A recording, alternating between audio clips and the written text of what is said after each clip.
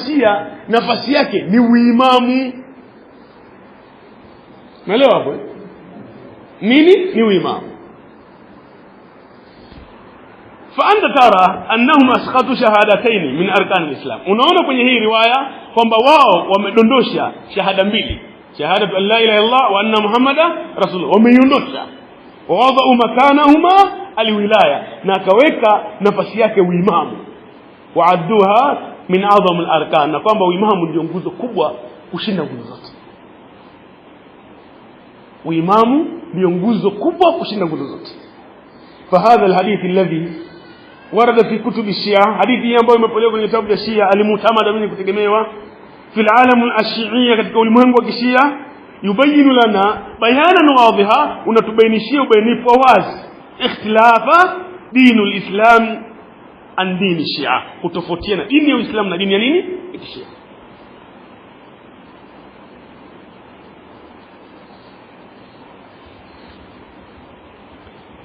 توجد فئة من المسلمين, wanapatikana makundi ya Uislamu, يعيشون بعيدا عن الإسلام الحق, wanaishi nje ya Uislamu wa haki, والعلم الشرعية, na Uislamu hao wanaishi mbali na elimu ya kisheria. Yarauna, wao wanaona, annahu la khilafa baina al-Islam wa madhhabu Shia, hakuna tofauti baina ya Uislamu na Ushia, bali Uislamu na Ushia ni kitu kimoja.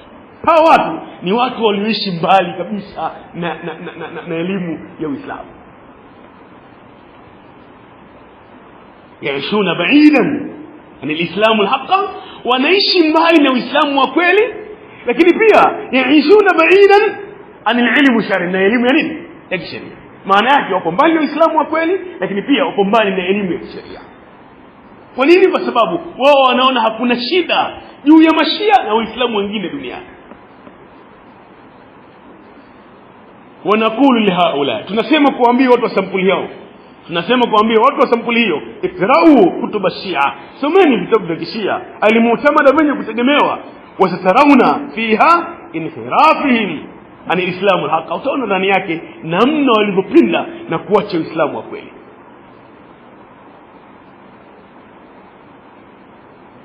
Wasatalmasuna sidika ma nakuluhu wa ghayrahu, na mtakuja kuona ukweli wa haya tunayosema na mengine ambayo hatujasema. Wa insha Allah sanubayinu fima ba'd kathiran min inhirafihim ash-Shia, tutakuja kubainisha namna mashia walivyopinda na kutoka katika usawa. Sasa somo lingine, hukum man ankara imamata ahadi ithna ashara, mwenye kupinga uimamu wa mmoja katika maimamu 12. Ndugu yangu Muislamu, kabla ya kuzungumza hili jambo, wilaya ambayo ndio nguzo kubwa ya Ushia, ambayo ndio uimamu, wakizungumza ulama al-firaq, wanachuoni wa firaq, wakizungumzia masala ya Ushia, wanasema pamoja na kupinda kwa mashia kwenye itikadi mbalimbali, lakini itikadi iliyokuwa ni ya mwanzo, yani ya awali, ambayo ndio wanaitanguliza zaidi, ni itikadi ya uimamu, na ndio nguzo katika nguzo za nini za dini ya Ushia. Na kupitia nguzo ya uimamu ndio ambayo inatumika kumkufurisha Abu Bakar, na kupitia nguzo ya uimamu ndio inatumika kumkufurisha Umar, kupitia nguzo ya imamu ndio inatumika kumkufurisha Uthman bin Affan, kwa sababu wao walimdhulumu Ali haki ya uimamu ambao kwao ni nguzo katika dini ya Ushia. Ndio pamoja na kile. Kwa hiyo wao wanazingatia uimamu ni kitu kikubwa kushinda mimi na wewe tunavyozingatia uimamu wa Abubakar na Umar. Ndio pamoja. Lakini hao maimamu sisi tunavyoamini sio kama wanavyoamini mashia. Mashia wao maimamu wanaamini tofauti na sisi tunavyoamini katika swala la nini? Swala la Abubakar na Umar, kwamba wao ni viongozi. Ni kuashiria baadhi ya nukati ambazo utaona kwamba wao wanaamini vipi kwa maimamu 12.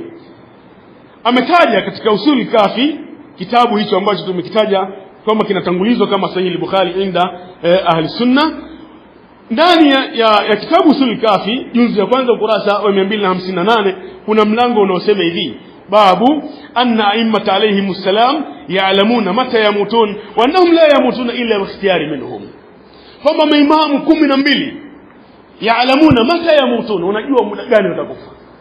Wa annahum la yamutuna illa bi ikhtiyari minhum, na kwamba maimamu hawafi mpaka watake wenyewe. Unaelewa? Maimamu hawafi mpaka watake wenyewe ndio wafe. Maimamu 12 wa Kishia hawafi mpaka watake wenyewe wafe. Basi.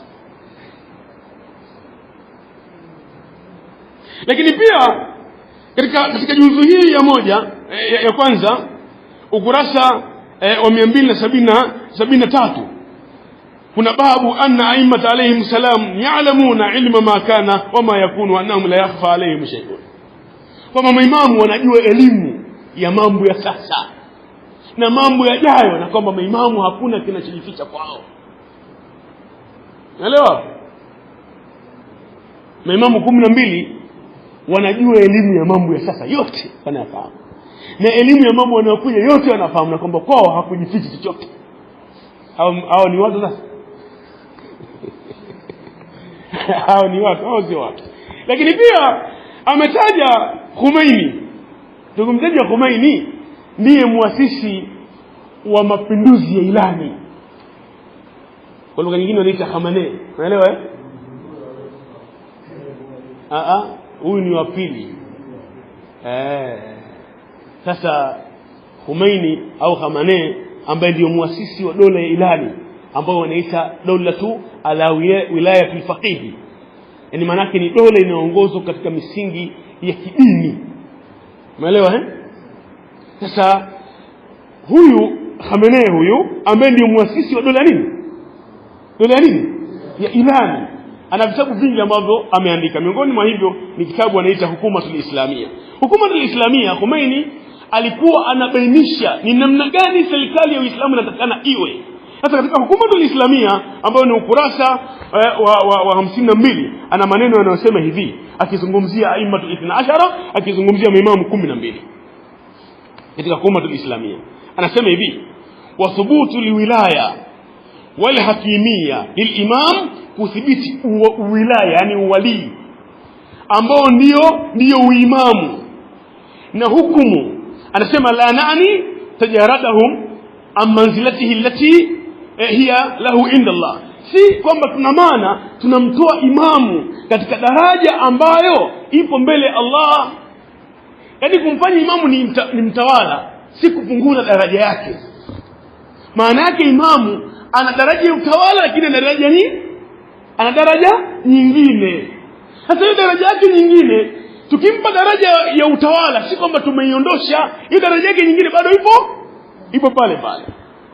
Wala tajaluhu mithla ma adahu min alhukam, wala haimfanyi yeye ni sawa na viongozi wengine. Fa inna lilimam, hakika kwa imamu wa Kishia makama mahmuda. Ana nini? Makama mahmuda. Na makama mahmuda inda ahli sunna ni daraja hajapewa isipokuwa Mtume sallallahu alaihi wasallam. Sasa wao wanasema maimamu wao daraja hiyo wanayo, na makama mahmuda inda ahli sunna ni daraja aliyopewa Mtume ya kuombea watu wa mahshar wahukumiwe, anaenda motoni ende motoni, anaenda peponi ende wapi ende peponi.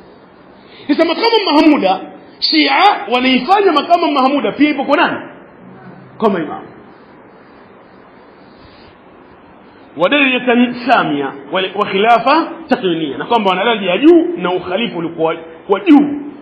Huo ukhalifa ambao wanao takhdha'u liwilayatiha, wananyenyekea kwenye utawala wa hawa maimamu, wa saytaratiha, na utawala wa hawa maimamu, jami'u dharrati hadha alqawl, jumbe wote ambao wapo katika huu ulimwengu lazima wanyenyekee kwenye utawala wa maimamu. Huyu ni Khomeini, huyo muasisi wa dola nini ya Kiislamu. Lakini anasema hivi: wa inna min daruriyati madhhabna, hakika katika yale mambo ya lazima kwenye madhhabu ya Kishia, itikadi ya lazima kwenye dini ya Ushia, lazima waamini hivi: anna liaimatina makama, maimamu zetu wana nafasi la yablughuhu malakun muqarrabun wala nabiyyun mursal. Hafikii malaika aliyekuwa karibu na Allah wala nabii aliyetumwa. Unaelewa?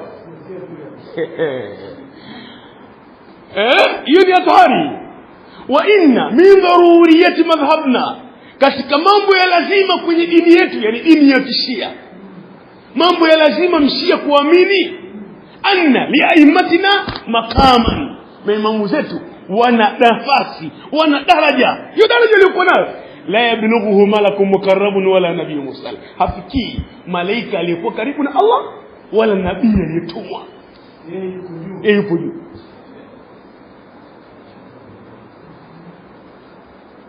Huyo nani huyo?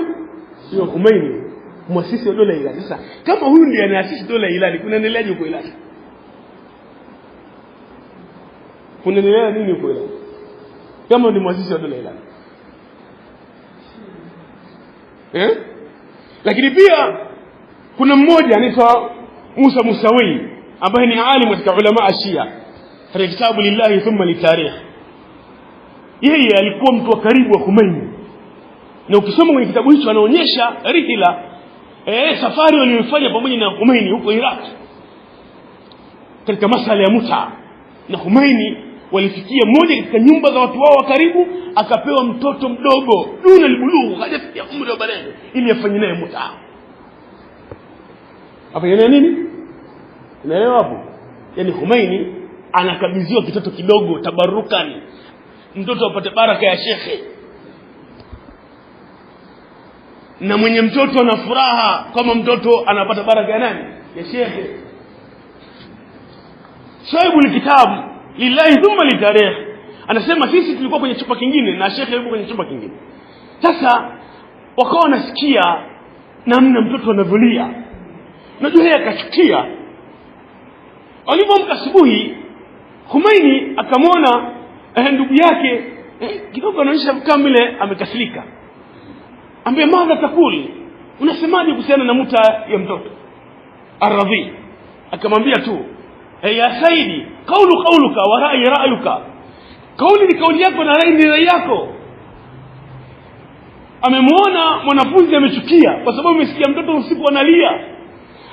Mwalimu anamuuliza mwanafunzi wake, unasemaje kuhusiana na muta kwa mtoto mdogo? Mwanafunzi anamjibu mwalimu wake, anamwambia qauluka wa ra'yuka. Kauli ni kauli yako shekhe na rai ni rai yako shekhe. Mimi nitasemaje sasa ikiwa shekhe ameamua kufanya hivyo?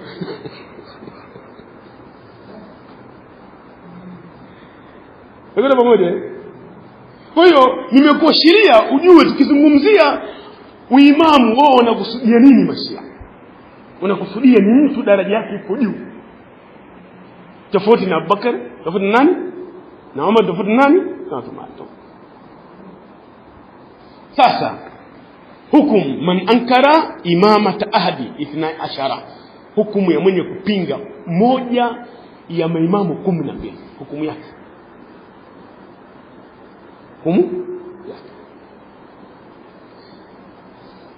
Ya hukumu Shia 12 imekuja hukumu katika madhhabu ya Shia 12 ala man ankara imamata wahid min aimatihim 12, kwenye mpinga mmoja ya imamu 12 bilikufri wa khurudi fi nar, kwamba mtu huyo amekufuru na atadumu motoni milele.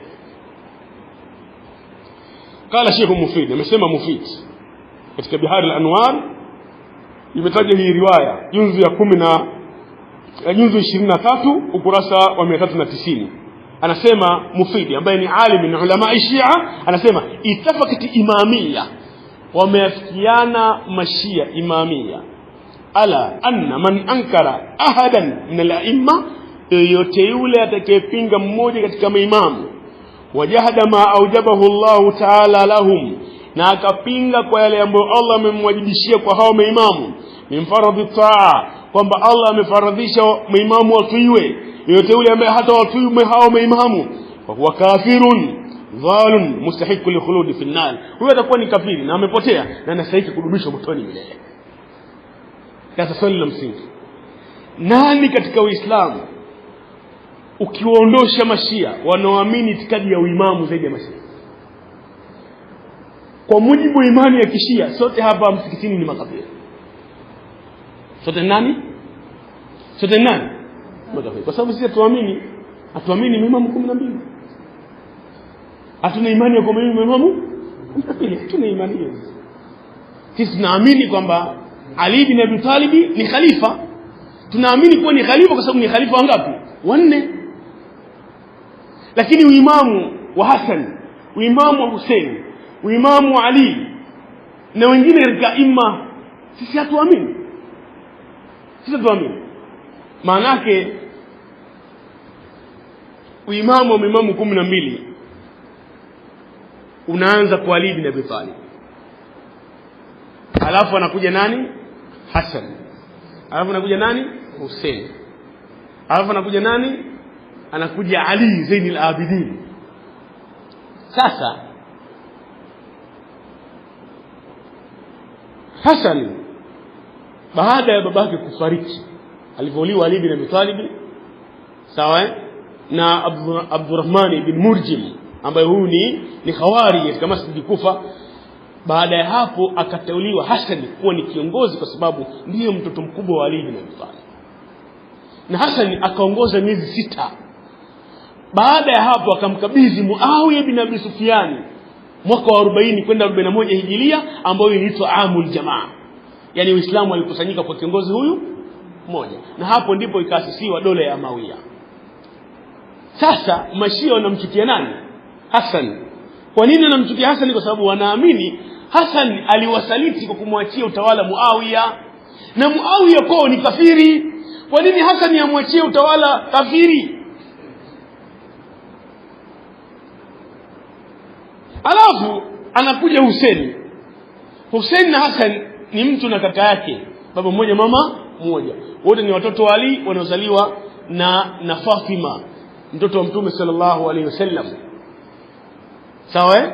Na Fatima mtoto wa Mtume sallallahu alaihi wasallam. Hassan huyu ni mkubwa na Hussein ni mdogo. Lakini Hussein alikuwa na wake wengi, lakini miongoni mwa watoto wake alikuwa na mtoto anaitwa Ali. Kwa jina lingine wanamuita Zainul Abidin. Ali Zainul Abidin. Sasa Ali Zainul Abidin mama yake anatokana na ukoo wa Fulusi, ukoo wa Kiajemi. Unaelewa hapo? Baada ya Umar ibn Khattab kudondosha dola ya Fulusi ambayo ndio dola ya Kishia ya Irani sasa, yani hao Waajemi, dola yao aliyodondosha nani? Umar ibn Khattab. Na ndio maana Umar ibn Khattab ni mtu mbaya kwa Mashia kushinda Abu Bakar as-Siddiq. Unaelewa? Na kama Umar ibn Khattab yeye ataingia chini kabisa moto wa Jahannam, ikisha anayefuata ni Ibilisi, ikisha anayefuata ni Umar ni Abu Bakar as-Siddiq. Yani maana yake kwenye tabaka la chini anatakana akae Umar, hapo tabaka inayokuja akae Ibilisi, hapo tabaka inayokuja akae Abu Bakar as-Siddiq. Kwa nini wamtangulize kwenye tabaka ya chini? Kwa sababu ndiye aliyevunja dola ya Fulusi. Dola ya Fulusi imedondoka zama za nani? Za Umar ibn Khattab. Sasa hao Mafulusi ndio Waajemi, hao Mafulusi ndio wa Irani. Umeelewa hapo? Lakini sasa wakati wanachukuliwa mateka, mwanamke mmoja alikabidhiwa Husaini. Mwanamke huyu Husaini akamfanya ni mkewe. Baada ya kufanya ni mkewe akazaliwa Ali ambaye anamuita Zainul Abidin, ambaye ni Ali ibn Hussein ibn Ali ibn Abi Talib. Na ukiangalia historia ya maimamu 12, ukiachilia Ali na Hassan na Hussein, wanaofuata wote wapo katika kizazi cha Ali Zainul Abidin ambaye ni Mfulusi. Unaelewa? Maana yake wametoa utawala wa Kishia kwenye ukoo wa Quraysh, wameupeleka katika ukoo wa Kifulusi. Unaelewa? Lakini au mpompo tu mwewe. Kwa hiyo Wailani wamekuja katika mfumo ule ule wa dola ya nini? Ya Fulusi. Kwa hiyo Wailani wanataka warudishe dola ya Fulusi, dola iliyodondosha nani? Na Umar ibn Khattab. Watu harakati muangalie, taingia kwenye chaka alafu shinde kutoka. Watu harakati muangalie, msije kwenye chaka alafu shinde kutoka. Kwa sababu watu harakati wao wanasema hivi, kauli ya mkuu wa harakati Hassan al-Banna. Anasema Hassan al-Banna, linajtami'a ala ma tafaqna alayhi waliyadhul ba'duna ala ba'dil ma ikhtalafna alayhi. Watu harakati wanasema Waislamu tujikusanye duniani, sisi ni kitu kimoja, na tupeane udhuru yale tuliyotofautiana. Umepelewa hapo? Linajtami'a ala ma tafaqna alayhi, tujikusanye katika yale tuliyoafikiana. Tumefikiana kwenye sala, tuwe pamoja. Tumefikiana kwenye zaka, tuwe pamoja. Tumefikiana kwenye hija, tuwe pamoja. Tumetofautiana kwenye imamu, tupeane udhuru ili tulinde umoja wetu. Naona tumetofautiana kwenye maulidi, tupeane udhuru ili tulinde umoja wetu. Tumetofautiana kwenye tawassul, hawa naomba watu waliokufa, tupeane udhuru ili tulinde umoja wetu. Hiyo ni itikadi ya watu wa harakati, sio itikadi ya watu wa dini wa sunna. Tena lakini hiyo ni itikadi ya watu wa nini? Watu wa harakati. Na watu wa harakati wana nafasi kubwa sana. Mwalimu anawafahamu.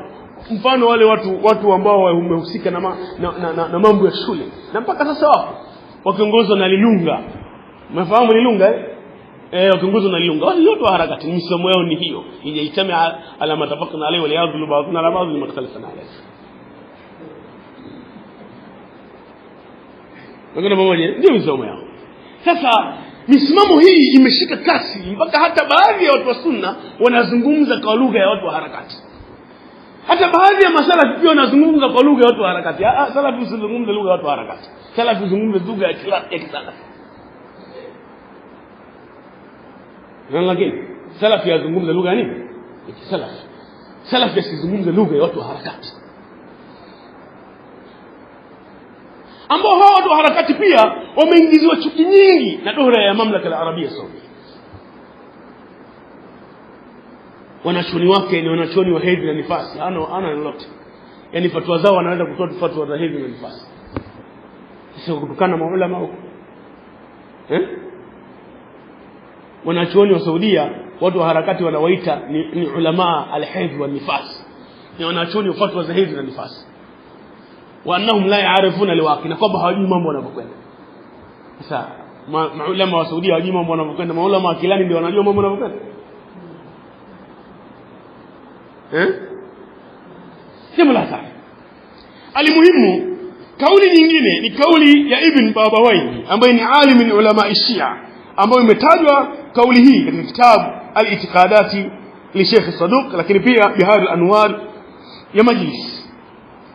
Anasema wa itikaduna, na itikadi yetu sisi mashia, fi man jahada imamata amiril mu'minin, kwa mtu yoyote atakayepinga uimamu wa Ali bin Abi Talib wa immati min ba'dihi, na wa imamu wanaokuja baada yake, annahu bimanzilati man jahada an-nubuwata jamii al-anbiya, huyo ni sawa sawa, hukumu yake ni sawa sawa na mtu aliyepinga manabii wote. Usipomkubali Ali na maimamu 12, hukumu yako ni sawa umepinga manabii wote. Na alipinga manabii wote ni kafiri. Akisema wa itikaduna, na itikadi yetu, fi man aqarra bi amiril mu'minin, hapa anatusema sisi sasa, kwa yule mwenye kubali uongozi wa amiril mu'minin Ali, wa ankara wahidan min ba'dihi mimman baadahu min al-a'imma, na akapinga mmoja katika maimamu waliokuja baadaye, annahu bimanzilati man aqarra bi jamii al-anbiya, ni sawa sawa amekubali manabii wote, wa ankara nubuwata Muhammad, na akapinga unabii wa Muhammad. Maelezo lugha, lakini yani mwenye kumkubali Ali kwamba ni kiongozi, watu wote duniani, makundi yote duniani ukiondosha mashia, wanaamini kwamba Ali nani? Ni kiongozi, lakini kiongozi wa 4 baada ya watatu kumtangulia. Sawa? Sasa mwenye kuamini hilo lakini haamini maimamu wengine, ni sawa sawa ameamini manabii wote ikisha akampinga Muhammad. Umeelewa? Umeelewa?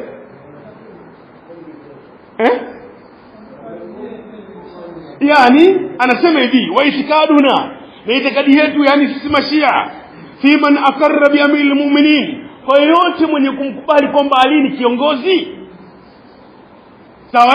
Wa ankara, na akapinga, wahidan mimman ba'dahum min al-a'imma, akapinga maimamu wanaofuata. Yani hujakubali kwamba Hassan ni kiongozi, kama ambavyo Waislamu wote wanaamini kwamba Hassan alikuwa ni kiongozi ndani ya miezi 6.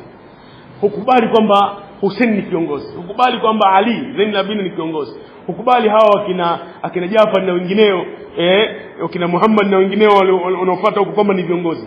Wewe ni sawa umeamini manabii wote na ukampinga Muhammad na ukampinga nani? Muhammad. Maana yake Waislamu wasiokuwa Mashia wanaoamini utawala wa Ali na hawaamini utawala wa maimamu wengine, hao wamekufuru kwa sababu wamepinga unabii wa Muhammad.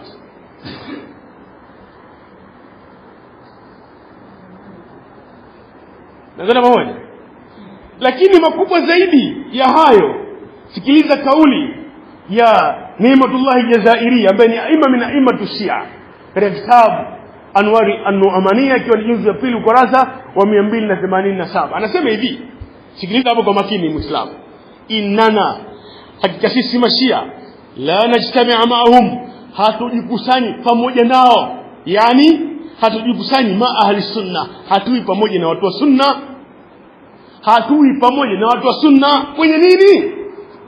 Ala ilahin, kwa Allah, wala ala nabii, wala si kwa nabii, wala ala imam, wala sio kwa imamu. Hatukutani nao si kwa Allah, hatukutani nao si kwa nabii, hatukutani nao si kwa imamu. Sisi na hao watu wa sunna hatukutani nao kabisa.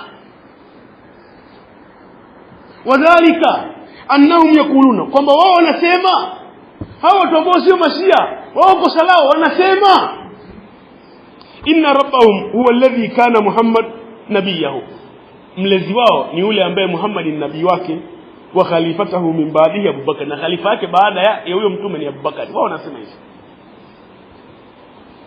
Wao wanasema hivyo. Wanasemaje? Wanasema huyo Allah wao, huyo muumba wao, eti Muhammad ndiye nabii wake, alafu huyo nabii Muhammad khalifa wake ni Abubakar. Wao salao wanasema hivyo.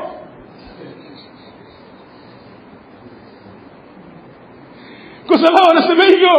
Wanahadu na sisi Mashia la nakulu, hatusemi hivyo. Inna nakulu inna rabbana alladhi khalaqa khalifatahu nabiyahu Abubakar laysa rabbuna, ule mlezi ambaye ameumba khalifa wa nabii wake ni Abubakar, huyo Allah sio Allah wetu, huyo muumba sio muumba wetu. Wala dhalika nabiyuna, na huyo nabii sio nabii wetu. Unaelewa hapo? Yani huyo Allah anayedaiwa Muhammad ni mtume wake na khalifa wake wa huyo mtume wake ni Abubakar, huyo Allah sio wako sisi, na huyo nabii sio wako sisi. Wamebakisha nini? Walichobakisha nini? Haji mzee, wamebakisha kitu gani? Washamaliza. Jambo lishaisha. Jambo lishaisha. Wao hawamwamini Allah ambaye mtume wake ni Muhammad na khalifa wake nani? Abubakar. Wao wanamwamini Allah ambaye mtume wake ni Muhammad na khalifa wake ni Ali.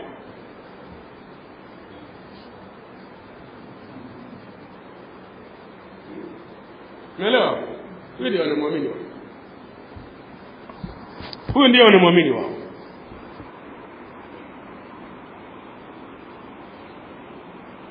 فهذا نص يقتضي أن 12 تكفر كل فرق المسلمين. hii inaonyesha Shia wanakufurisha makundi yote, hata firaki Shia, hata makundi, baadhi ya makundi ya Kishia pia wanakufurisha.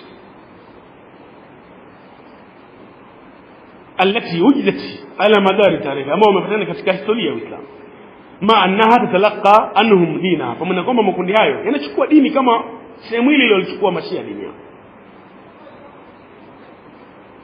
Lana riwayatahum min rijalihim, kwa sababu hadithi wanazotumia ni hadithi hizo zinazotumia Mashia. Kwa hiyo Shia tukaffiru almuslimin, Mashia wanakufurisha Uislamu, na hii ndio madhhabu ambao wamefikiana katika takfir almuslimin, wanakufurisha Uislamu.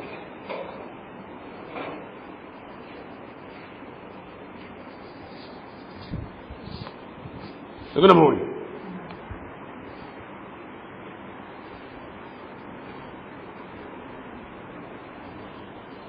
Hivyo ndivyo wanafanya. Hivyo ndivyo wanafanya. Hivyo wanafanya. Wanakufurisha umma biakmaliha. Sikiliza riwaya hii ambayo ipo katika Usulul Kafi juzu ya 8 kurasa wa 246. Riwaya anahitaji Kulaini. Nasema hivi: wa Ansariki rahimahullah ta'ala qala inna shaykhaini, hakika ya mashekhi wawili, yani Abubakar na Umar, faraka dunya wa lam yatuba, wameondoka duniani na hawajafanya toba. Abubakar na Umar wameondoka duniani na hawajafanya nini? Toba. Walam yadhkura ma sana bi amiril mu'minin, na hawajakumbuka walichomfanyia amiril mu'minin Ali. Kitu gani? Wao wanaamini Abubakar na Umar walimpokonya utawala Ali. Kwa hiyo Abubakar na Umar wameondoka duniani hawajatubia na hawajakumbuka kosa lao. Kosa lipi? La kumpokonya Ali utawala. Ali ndiye aliyestahili kuwa mtawala baada ya mtume, wao wakapola utawala. Kwa hiyo kwa dhambi hii wao wameondoka duniani na hawajatubia na hawajakumbuka kosa lao. Fa alayhima lanatullahi wal malaikati wan nas ajma'in, ni juu yao laana ya Allah na laana ya malaika na watu wote duniani. Laana hiyo anaelekezea Abubakar na Umar.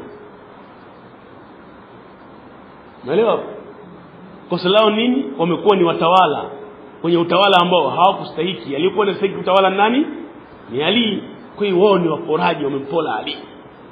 Sababu hiyo iwe juu yao laana ya Allah na malaika na watu wote duniani. Analaniwa nani hapo? Abubakar na Umar.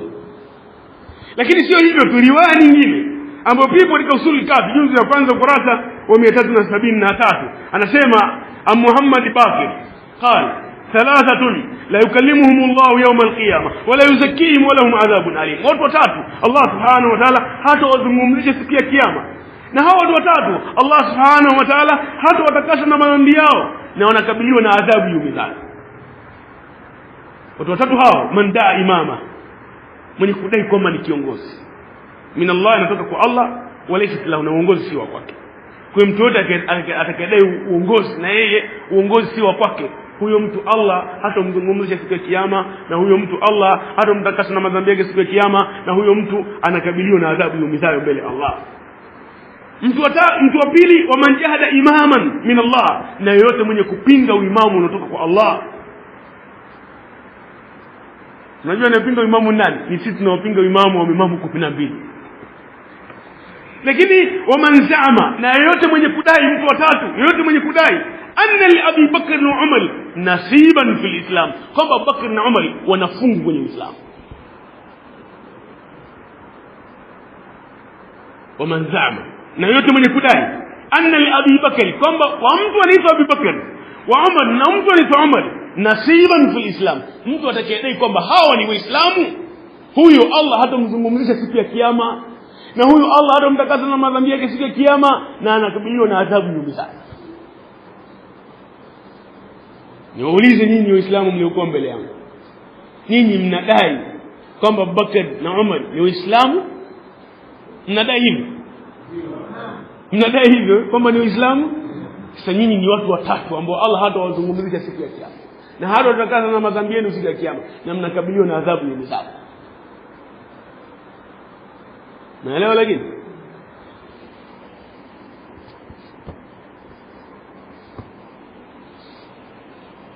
kwa hiyo Ashia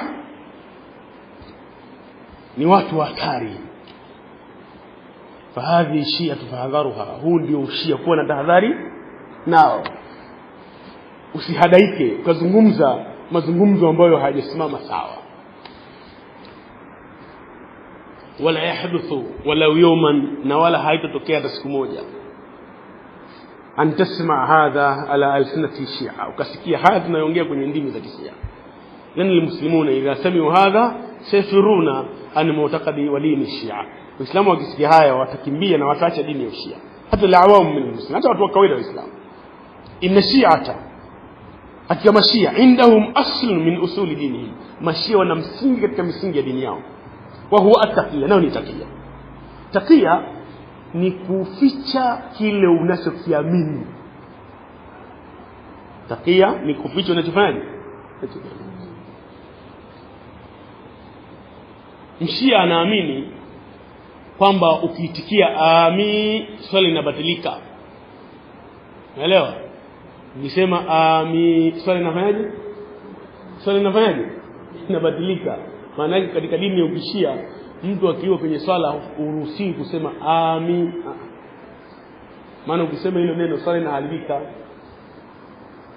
Kwa hiyo anaweza akaja msikiti wa Ahlus Sunna akaitikia. Kwa nini anaitikia? Ili aonekane yupo pamoja nanyi taqiyatan. Sawa eh?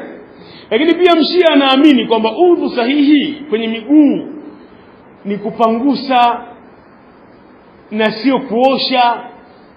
Kwa hiyo atakapokuwa anakuja anaona nyinyi mnaosha, hampangusi naye anaosha ili muwe sawa naye taqiyatan. Lakini anaamini Abubakar na Umar ni makafiri. Akija kwako anakuambia hao ni masahaba wa Mtume bwana, kama anafanya Jalala, hao ni masahaba wa Mtume bwana. Kwa nini anasema hivyo? Taqiyatan, anaficha analifanyaje? Anachokiamini. Bwana sisi Waislamu wote ni ndugu, sikuwa tu mawahabi. Si unaona kwenye heshima tupo pamoja, si unaona kwenye maulidi tupo pamoja. Taqiyatan, anaamini hawa ni makafiri. Unaelewa hicho kitu? Kwa msingi huu wanafanikiwa kuingia kwenye miji na wanafanikiwa kuchukua fikira za watu na kufandikiza fikira zao.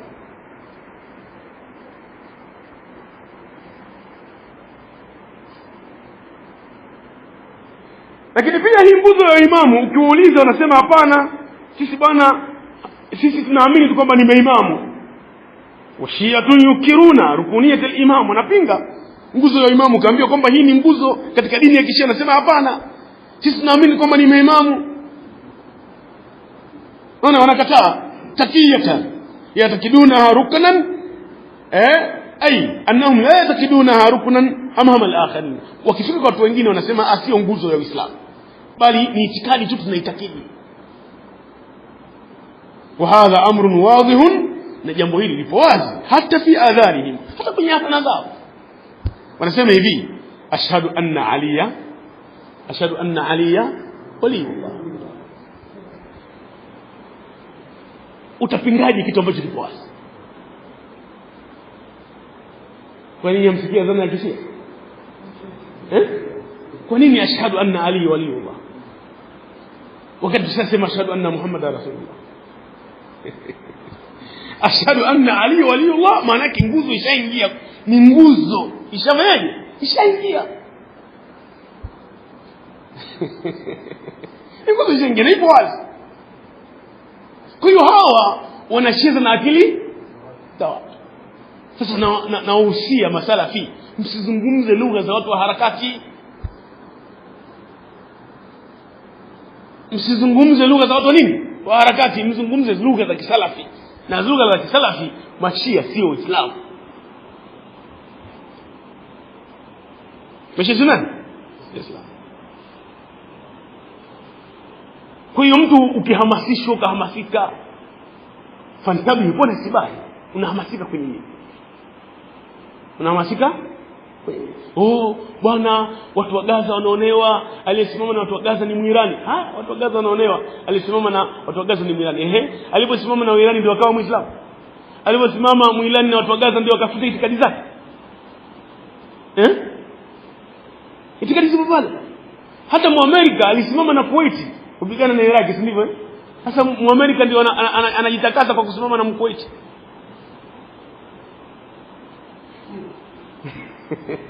Muamerika ndio anakuwa Muislamu kwa sababu amenusuru dola ya Kuwait isiondoke kwenye mikono ya Saddam Hussein. Msipeleke mambo kwa hisia, pelekeni mambo katika mizani ya kielimu, hapo mtasalimika. Kipeleka mambo kwa hisia uweze kusalimika.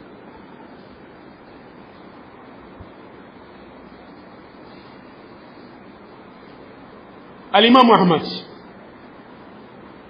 rahimahullah ta'ala, kama katika sunna ya Abi Bakr al-Khallal juzu ya 3 kurasa 493 anasema hivi, Imam Ahmad bin Hanbal anasema hivi, laysat ar-rafidhatu min al-islam fi shay'in, mashia kwenye Uislamu si chochote, hawapo kwenye Uislamu. Ni nani huyo? Imam Ahmad. Lakini pia al-Imam Shafi kama katika adabu Shafi'ia juzu ya kwanza kurasa 144 anasema hivi, al-Imam Shafi, lam ara ahadan min ahli ahwa ashadda bizur min ar-rafidha, sijaona watu wa bid'a ambao ni uongo waliopindukia kushinda mashia. Al-Imam Shafi rahimahullah ta'ala anasema hajapata kuona watu wa bid'a ambao ni uongo waliopindukia kushinda nani? Kushinda mashia. Kushinda nani? Kushinda mashia.